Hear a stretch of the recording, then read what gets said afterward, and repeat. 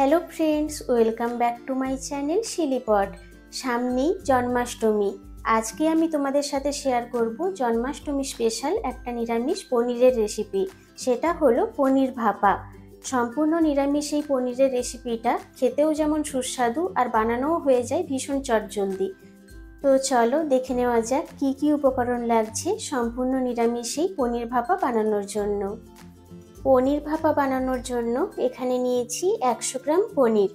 পনিরটাকে আমি এরকম ছোট ছোট টুকরো করে কেটে নিয়েছি। লাগছে ছোট ছোট টুকরো করে কেটে রাখা ক্যাপসিকাম, টমেটো, আর এখানে নিয়েছি শিলে বাটা সাদা সর্ষে, কালো সর্ষে, কাঁচা লঙ্কা আর পোস্ত। একসাথে সবগুলোকে শিলে বেটে নিয়েছি। এখানে রয়েছে কাশ্মীরি রেড চিলি পাউডার, স্বাদের জন্য অল্প চিনি, হলুদ গুঁড়ো আর টক দই, আর লাগছে লবণ আর সর্ষের তেল। যে কড়াইটাতে আমি পনির ভাপা বানাবো সেই কড়াইটার মধ্যেই একেবারে সমস্ত ইনগ্রিডিয়েন্টসগুলো দিয়ে দিচ্ছি। প্রথমে দেব পনির, এবার দিচ্ছি ক্যাপসিকাম কুচি, এবার দিয়ে দেব টমেটো কুচি, সর্ষে পোস্ত কাঁচা লঙ্কার যে পেস্টটা রেখেছিলাম এটা দিয়ে দিচ্ছি, দিচ্ছি টক দই, কাশ্মীরি রেড চিলি পাউডার, হলুদ গুঁড়ো, স্বাদ মতো লবণ, স্বাদটাকে ব্যালেন্স করার জন্য দিয়ে দিচ্ছি চিনি। যে কোনো ভাপা রেসিপি কিন্তু খাঁটি সর্ষের তেল ছাড়া একেবারেই অসম্পূর্ণ, তাই দিয়ে দেব বেশ খানিকটা সর্ষের তেল।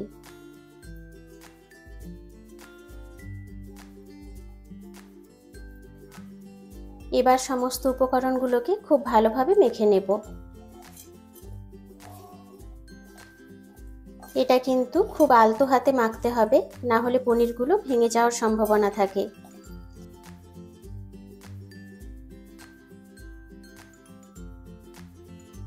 পনিরটাকে খুব ভালোভাবে মাখিয়ে নিয়েছি। এবার এটাকে 15 মিনিট ম্যারিনেশনের জন্য রেখে দেব। 15 মিনিট হয়ে গেছে। কড়াইটাকে আমরা গ্যাসে বসিয়ে নিয়েছি। এবার গ্যাসের ফ্লেমটা অন করে দেব। প্রথমে পনিরটাকে কিন্তু একটু কষিয়ে নিতে হবে।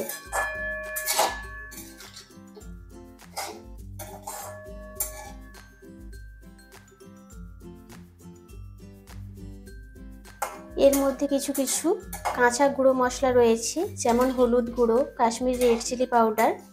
তো এগুলো একটু কষিয়ে না নিলে কাঁচা গন্ধটা কিন্তু রয়ে যাবে, আর সেক্ষেত্রে খেতে একেবারেই ভালো লাগবে না।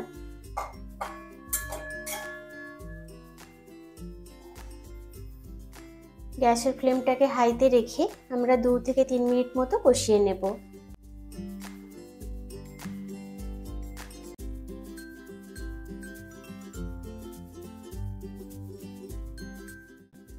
পনিরটাকে 2 মিনিট কষিয়ে নিয়েছি। এবার ওপর থেকে কিছুটা জল দিয়ে দেব।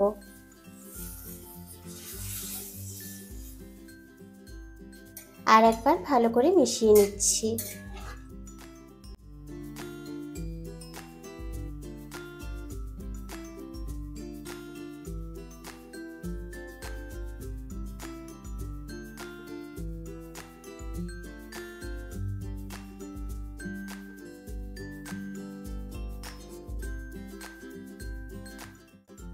এবার একটা ঢাকনা লাগিয়ে গ্যাসের ফ্লেমটাকে মিডিয়াম ফ্লেমে রেখে 15 মিনিট রান্নাটা করে নেব।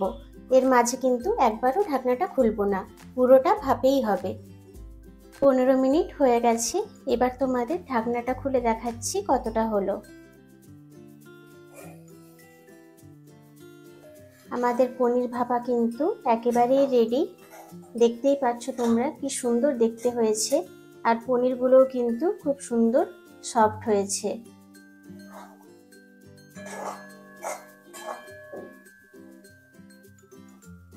এবার আমরা এটাকে সার্ভ করে নেব, তারপর দেখাচ্ছি।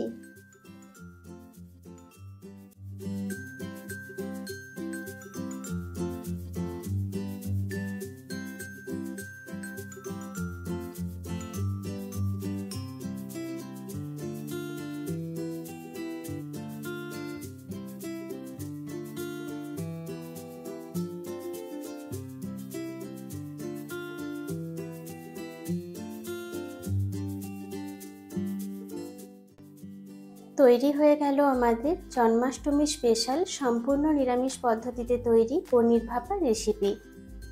এই জন্মাষ্টমীতে পনিরের এই রেসিপিটা তোমরা কিন্তু অবশ্যই ট্রাই করো আর আমাকে কমেন্ট করে জানিও কেমন লাগলো।